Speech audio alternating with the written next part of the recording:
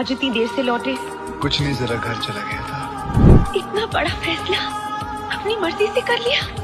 मुझे अपने घर जाने के लिए किसी की इजाजत की जरूरत नहीं है। जब तुम्हारे इस परिवार ने तुम्हें ठुकरा दिया था, उस वक्त सिर्फ मैंने तुम्हारा साथ दिया। मैंने तुमसे प्यार किया है अजय, तुम्हारी हैसियत से नहीं। निशा, मेरा जाना बहुत जरूरी है। तुम चाहो तो हर कदम मेरा साथ दो, मैं चाहो तो फैसला तुम्हारे हाथ में है। हेलो डैडी, मुझे यहाँ से ले जाओ। तुम निशा को घर क्यों नहीं लाते? हाँ भैया, आज आपको निशा को लाना ही पड़ेगा। निशा तुम्हारे साथ जाएगी, मगर एक शर्त पर। डिवोर्स? अजय, मैं तुमसे कुछ मांगना चाहती हूँ। मैं जानता हूँ, ये लो। ये क्या है? Divorce papers.